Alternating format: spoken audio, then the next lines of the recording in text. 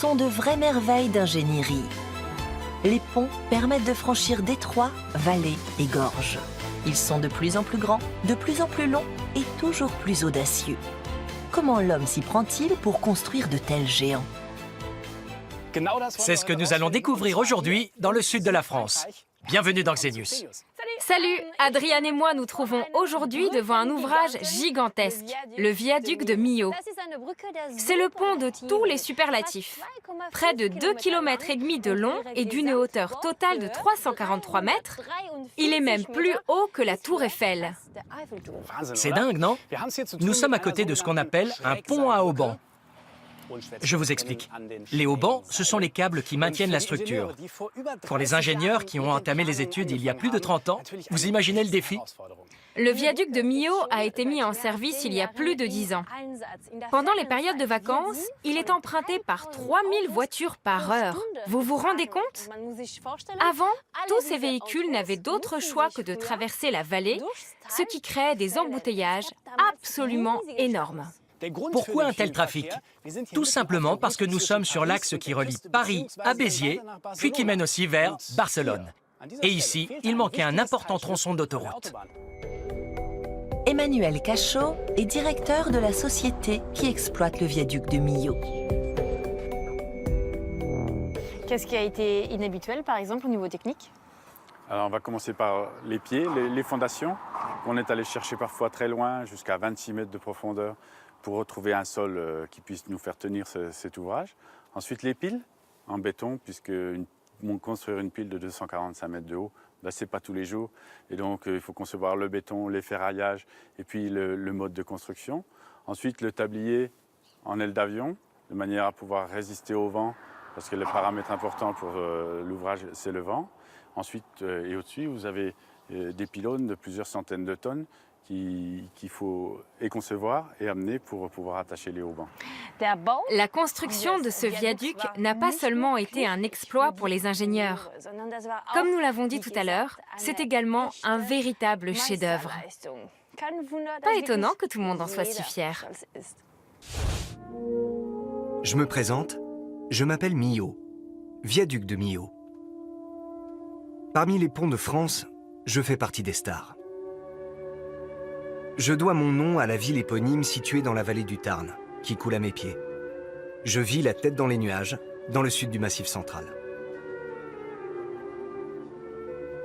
Avant moi, il était bien difficile de traverser les gorges du Tarn. Il a fallu tout le talent des ingénieurs pour changer les choses.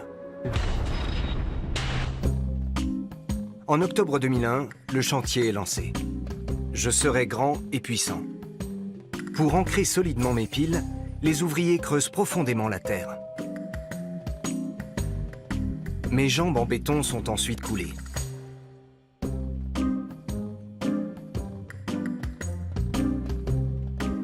Pendant ce temps, mon tablier d'acier est soudé en Alsace. Il est acheminé en pièces détachées jusqu'au chantier. Et pour assurer ma sécurité et mon bien-être, le convoi est escorté par la police.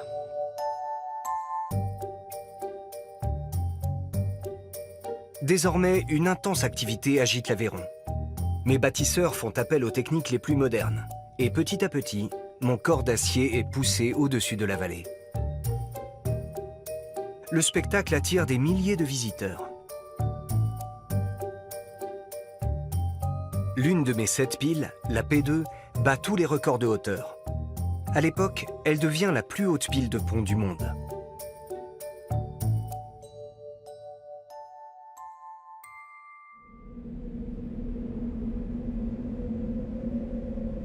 Pour accélérer encore un peu plus ma croissance, les ouvriers poussent les éléments de mon tablier dans le vide, de part et d'autre de la vallée, nuit et jour. Le 28 mai 2004, ça y est, les deux moitiés se rejoignent enfin.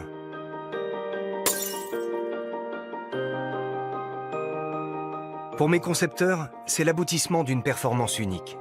Pour moi, c'est bien plus encore. Je suis enfin un pont. Il est temps de m'habiller. Un à un, mes pylônes d'acier arrivent.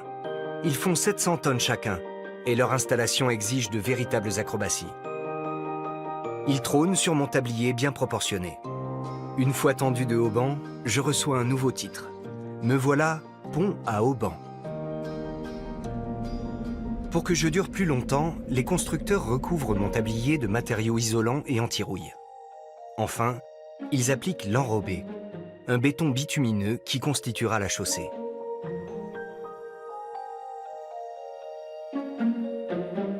Soudain, des poids lourds affluent, chargés à bloc. Ils sont 30 à se garer l'un derrière l'autre, pour un poids total de 900 tonnes, ce qui n'arrivera jamais dans des conditions de trafic normales. Mais je suis fort et je résiste. Les ingénieurs semblent contents de moi. Ils invitent le président Jacques Chirac et bien d'autres personnalités prestigieuses à mon inauguration. Tous se réjouissent que les travaux aient été bouclés avec 2 semaines d'avance. J'ai été construit en 38 mois à peine, un record.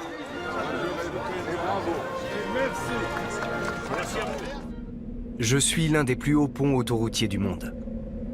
Et vous n'imaginez pas à quel point la vue est belle, là-haut, au-dessus des nuages.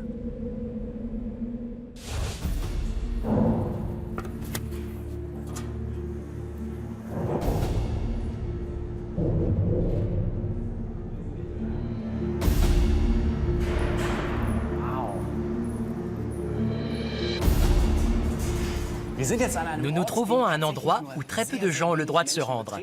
Il s'agit de la galerie de sécurité, juste en dessous du viaduc. Et le bruit assourdissant que vous entendez, c'est celui des voitures et des poids lourds qui défilent au-dessus de nous. Ouais, c'est impressionnant, on sent vraiment les vibrations du trafic. Monsieur Cachot, à quoi sert cette galerie?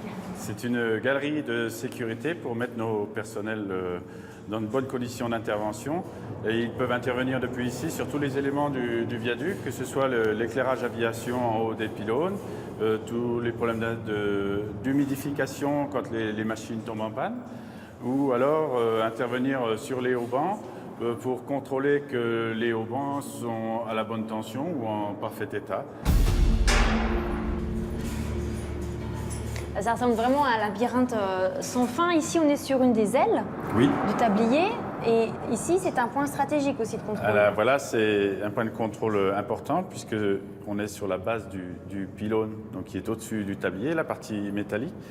Et là, vous avez des câbles d'ancrage qu'on va aller contrôler par ce petit orifice avec une caméra en endoscopie, comme on le fait pour l'être humain. Et si vous voulez aller en bas, comment vous faites? Alors, on peut descendre également sur les piles.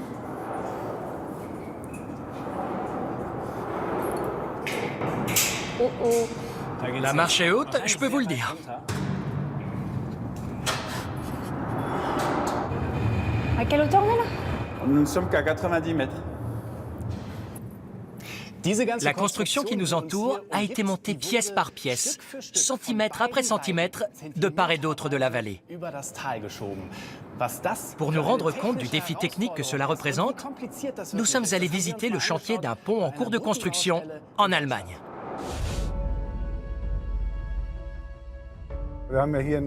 Ici, nous sommes face à un ouvrage qui sort vraiment de l'ordinaire, surtout en termes de taille. Participer à la construction de ce pont, c'est un moment fort dans une carrière. C'est toujours agréable de voir sur quoi on a soi-même travaillé. Le pont sera encore plus imposant lorsqu'il s'étendra au-dessus de toute la vallée. C'est un monstre, quand on le regarde d'aussi près. Avec de telles dimensions, c'est vraiment un ouvrage gigantesque. Michael Hagedorn est l'un des pères du pont Hochmosel. Il tient à être présent lorsque son viaduc en acier entre dans une nouvelle phase de construction. Cet ouvrage est unique. Il a été tout spécialement imaginé pour cette vallée. Il fallait que ce soit un édifice assez effilé pour ne pas gâcher la vue. Il doit surplomber la vallée à une hauteur de 150 à 160 mètres. On a opté pour des travées assez grandes, afin de produire un pont relativement élancé. Une grosse journée attend l'ingénieur. Un élément du tablier doit être positionné par technique de poussage.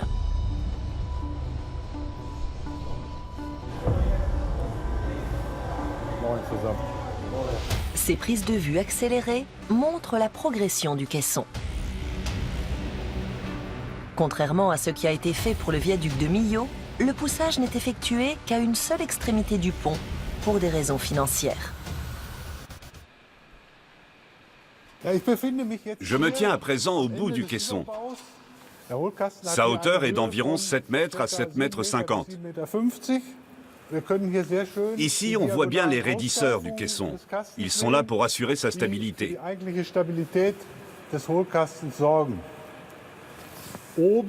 Au-dessus, le tablier est maintenu par ses ailettes trapézoïdales. Plus tard, c'est là-haut que les véhicules rouleront. D'ici là, il va encore falloir construire de nombreux caissons. Ils sont acheminés jusqu'au chantier sous forme de pièces détachées. Sur place, les éléments sont soudés pour former les caissons, lesquels sont ensuite assemblés les uns aux autres. Afin que l'extrémité de la structure soit aussi légère que possible, elle est plus fine et équipée d'écrans brise-vent. Bien que la partie avant soit allégée, le fléchissement est d'environ 1,60 m actuellement. En arrivant vers la pile, il faut relever l'extrémité de la superstructure d'1,60 m.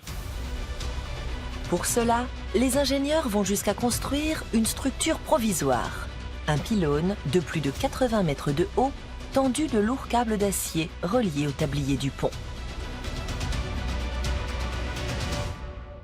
Le pylône est là pour soutenir l'extrémité du tablier lors du poussage et pour la maintenir à la bonne hauteur. Si je tire sur les câbles, l'extrémité du cantilever s'élève à l'avant, ce qui facilite l'arrivée vers la pile suivante lors du poussage. Gérer le fléchissement de l'extrémité de la structure est une chose, mais le principal problème, c'est de faire avancer le lourd tablier. Le pont est poussé par des unités décentralisées. Ici, vous voyez une station de poussage. Chacune est équipée d'un système hydraulique chargé de faire avancer le tablier. Celui-ci repose sur de petites plaques de poussage. La plus grande force qui est ensuite déployée sur ce genre de station est d'environ 4800 tonnes. Lentement, les petites plaques avancent. C'est sur elles que repose le lourd tablier de plusieurs tonnes. Une fois arrivées au bout, les plaques tombent et peuvent être réutilisées. Elles doivent présenter une bonne adhérence sur la face supérieure et bien glisser sur la face inférieure. Pour ce chantier, on n'a pas le choix. Il faut utiliser la technique de poussage. L'alternative consisterait à munir les deux grandes travées qui séparent les piles de palets provisoires, puis à soulever chaque partie au moyen d'une énorme grue. Mais avec cette hauteur de 160 mètres au-dessus de la vallée, c'est impossible. Ce ne serait pas rentable. Lorsqu'on construit un pont, la qualité du sol joue également un rôle déterminant. Selon certains géologues, une zone de glissement se trouverait tout près du vaste chantier. Cette pente faite d'ardoise serait instable. Des conditions difficiles donc pour ancrer solidement les piles du pont. Pendant ce temps, le tablier continue à être poussé à une vitesse de 4 mètres par heure. Avec les deux premières opérations de poussage, le pont est sorti des starting blocks. Il en faudra 11 de plus pour que le colosse d'acier franchisse entièrement la vallée de la Moselle. Le pylône aura alors rempli son office et sera démonté. Selon les prévisions, il faudra attendre 2018 pour que les piles qui se dressent au cœur du paysage portent enfin le pont Hochmosel terminé. Alors, est-ce qu'ici à Millau, les risques sismiques posent problème?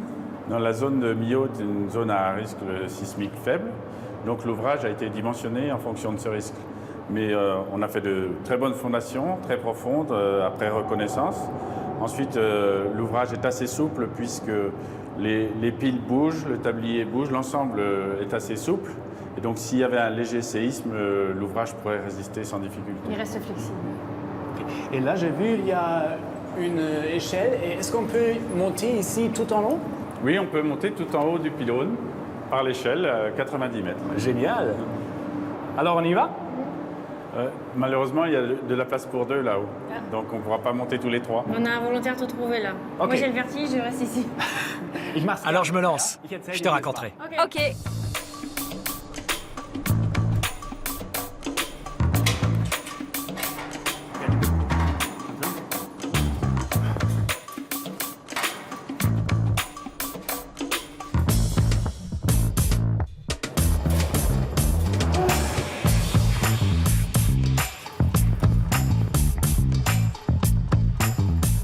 Je ne sens plus mes bras.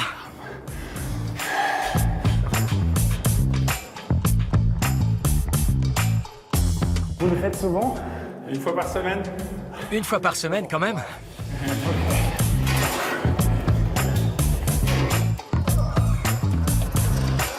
Waouh! C'est génial. J'en peux plus. Mais la vue en vaut vraiment la peine. Waouh! Ah, là-bas, c'est Emily. Allô?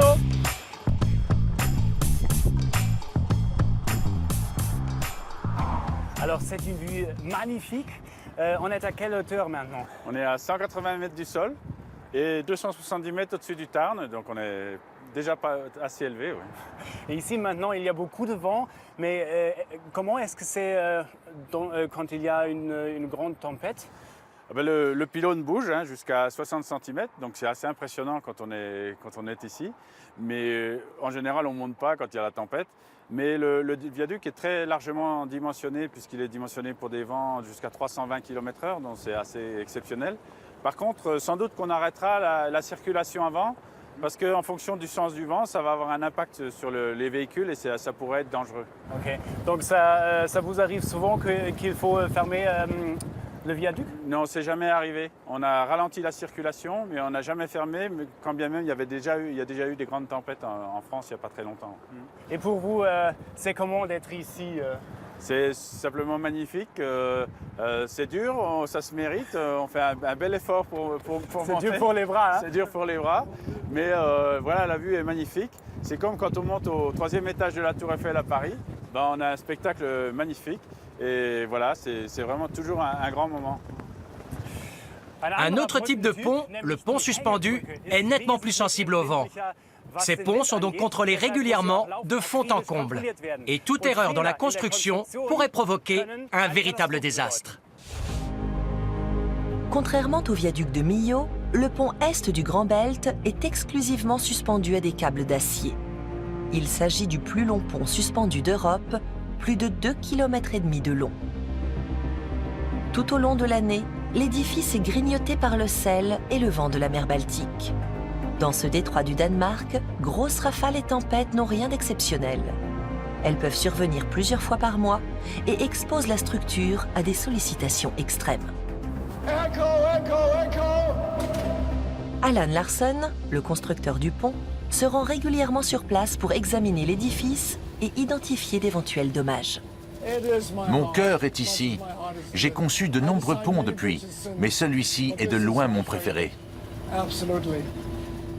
L'ascenseur emmène Alan Larsen à 254 mètres d'altitude sur la plateforme supérieure du pylône. Nous voilà au sommet du Danemark. Quelle vue magnifique! La chaussée est soutenue par d'énormes suspentes. Mais l'acier est un matériau sensible aux intempéries. S'il y a de la corrosion, ça risque d'attaquer les câbles. Et au bout d'un moment, il pourrait lâcher. Dans ce cas, c'est tout le pont qui s'effondrerait.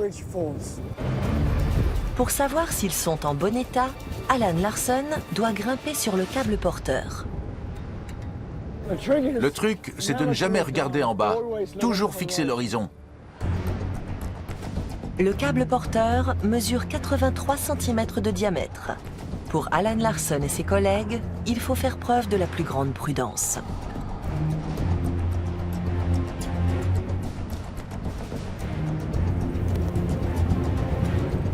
C'est au niveau des jonctions avec les suspentes que le risque de corrosion est le plus grand. Il faut que je vérifie s'il y a de l'usure ici. Le sel et l'humidité peuvent s'infiltrer par la plus petite fissure et discrètement ronger le câble d'acier. Alan Larson contrôle donc les raccordements en acier situés sous la gaine protectrice.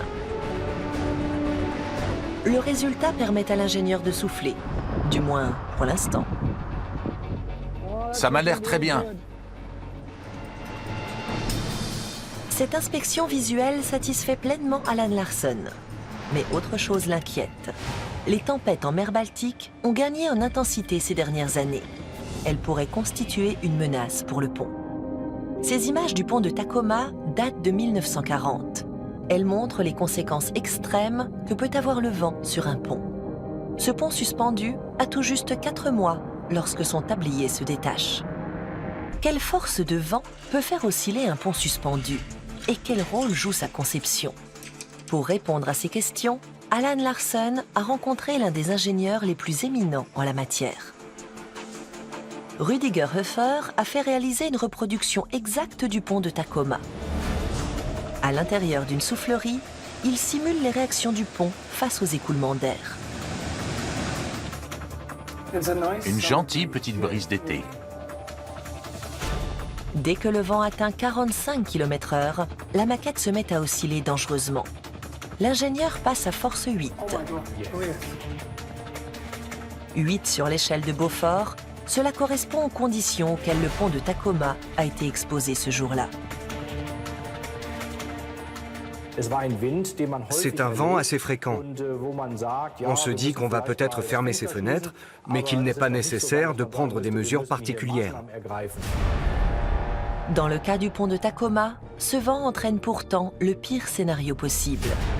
Le 7 novembre 1940, le pont s'effondre. C'est incroyable. On se demande comment les concepteurs ont pu se tromper à ce point. C'est au tour du pont d'Alan Larson. En comparant les deux édifices, leurs différences sautent aux yeux. Le pont est du Grand Belt est équipé de garde-corps qui laissent passer le vent. De plus, ses côtés ont une forme aérodynamique. Des avantages certains, mais cela ne nous dit pas quelle force de vent cette construction peut supporter. Le pont encaisse sans problème 6 degrés sur l'échelle de Beaufort, et bien plus. Nous sommes à 2 fois la vitesse de vent de Tacoma. On continue à monter. Cette fois, c'est un véritable ouragan qui s'abat sur la maquette. On passe à la vitesse supérieure. Dans de telles conditions, quiconque emprunterait le pont serait en danger de mort. Le vent déferle sur la maquette à 200 km/h. Mais il faut monter jusqu'à 350 pour qu'enfin la structure cède. Ok, je crois qu'on peut arrêter. Le pont s'est comporté comme on s'y attendait. Face à un vent d'une force absolument impensable, il s'est effondré. Mais bien avant qu'une tempête ne mette en danger le pont et ses usagers, une alerte météo serait envoyée au PC d'exploitation. La liaison du Grand Belt est en effet surveillée 24 heures sur 24. En cas d'ouragan, les techniciens déclenchent la fermeture totale. Dans ce cas, plus personne ne peut emprunter le pont.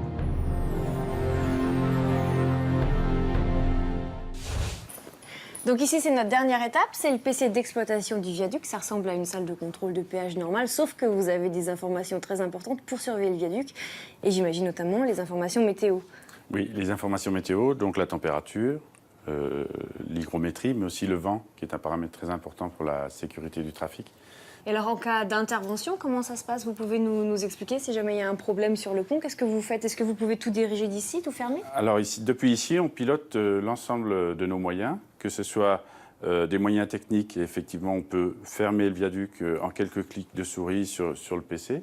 Si besoin, on peut fermer les barrières si on veut empêcher le trafic de poursuivre sa route. On peut aussi fermer le viaduc dans les deux sens en quelques minutes. Vous nous montrez comment ça se passe, en fait, la fermeture du pont? En fait, voilà, la fermeture du pont, elle va se faire sur ces barrières. Donc, vous avez une barrière de chaque côté qui vont simplement se fermer.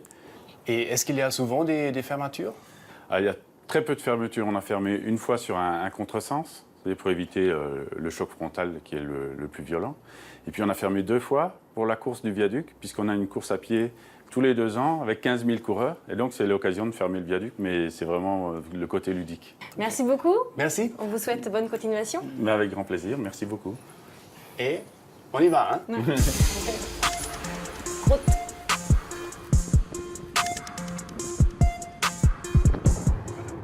Ça y est, on est dessus. En tout cas, ils maîtrisent. On peut leur faire confiance. On va profiter encore un peu de ce chef-d'œuvre et surtout de ce panorama magnifique. Oui, et en musique, c'est encore mieux. Parfait. On vous dit à bientôt. À la prochaine. Salut. C'est vertigineux. Ouais, génial. Et dire que tu étais tout là-haut. Tu as vu quand je t'ai fait coucou? Oui, Cool. Et tu as répondu? bien sûr.